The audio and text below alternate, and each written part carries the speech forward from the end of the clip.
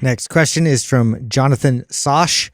What certifications did you all start with as personal trainers, and did you feel like they helped prepare you to be a personal trainer? All right, this is again another controversial answer. The certification that actually had the most benefit for me in my career as a trainer was the correctional exercise courses that I took. There was this huge carryover into what I do with my clients and value that I brought them.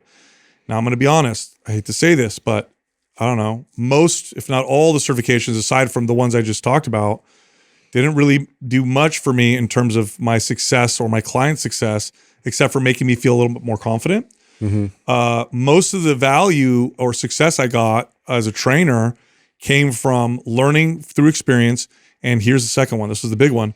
Learning from other better, more experienced trainers and coaches. Yeah. Like the certifications didn't do much for me, except for the correctional exercise ones.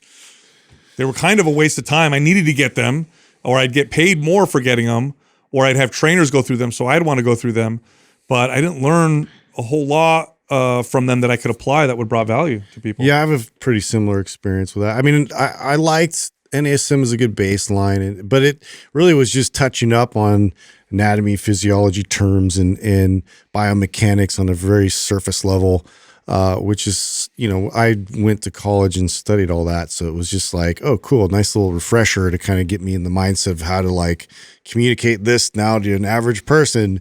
But in terms of like beyond that, for me, it was always like picking the brains of qualified trainers and what they were doing with their clients. And then sometimes I would go, really, it was like the unconventional, the ones I had to go in person to go through the actual mechanics, like kettlebell training, and like when I learned Indian clubs and different types of like tools that you physically need to be able to go through the right patterns and get taught, and that way it was easier for me to then incorporate it and program it in and show clients and have confidence on how to kind of like, take them through those movements. It's like, but for me, it was all about like taking bits and pieces of a lot of concepts and modalities out there, which is, I could get a lot of that from communicating with really good trainers and watching them apply it to their clients. I as much as I actually shit on the formal education stuff, I actually got quite a bit of stuff. I went through 8 different national certifications during my entire career. I don't even know if I could list all of them, but I do know there's some that stand out to me that I think taught me different things. IFPA was my first one. That was pretty much a joke, but it got me introduced. NASM, I think, was one of the most well-rounded first, taught me the squat assessment really well. Corrective exercise specialist, hands down, I agree. I think we would all probably put that up as probably one of the best. And I never took Ken Stretch or what is Kelly Starrett? Did he do one? I can't remember, or his Supple Leopard stuff. Yeah. Like I didn't get that till way later. I would probably push somebody in Ken Stretch and Supple Leopard direction now. Even for instead of corrective exercise, but corrective exercise specialist was what was around when we got in there. The sports performance specialist that I got through NASM, I thought that was really valuable because that introduced me to sports training. Nesta was the first certification that really opened my eyes to like, oh wow, there's some really conflicting views on it. They were the first ones that discussed deeper squats.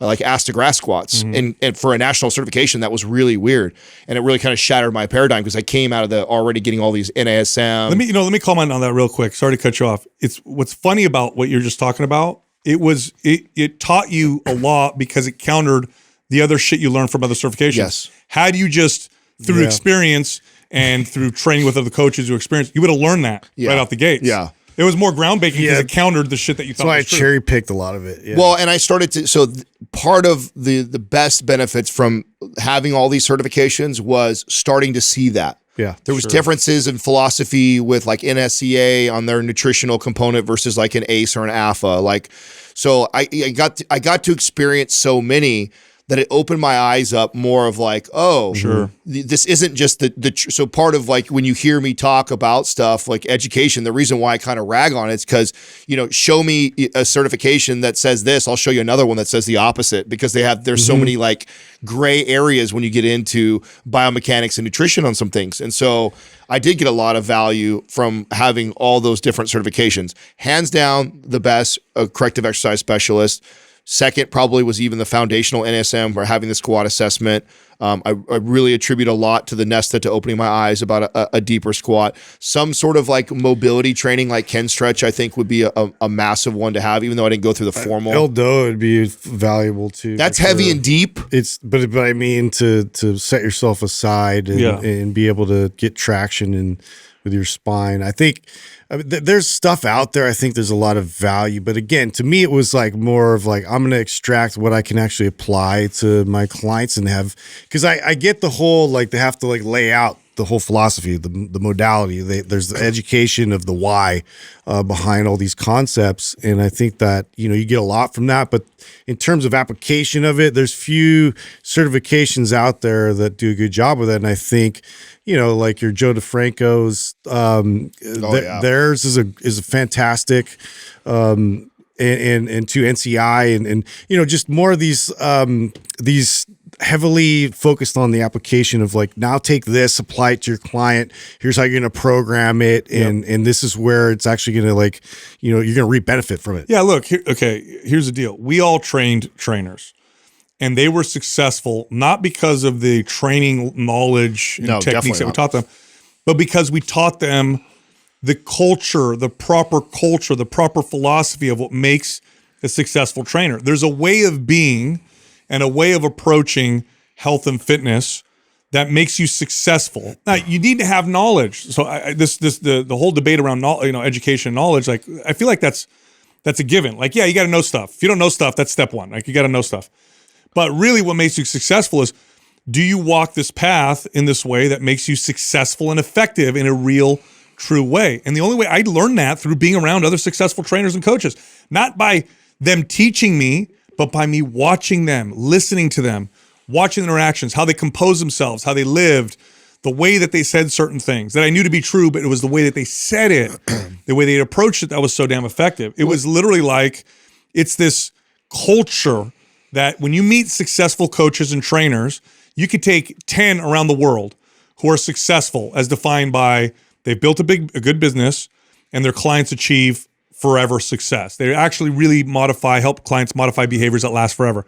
You take 10 from around the world, put them in a room, have them train clients. There's gonna be a lot of differences, but one thing is gonna stay the same.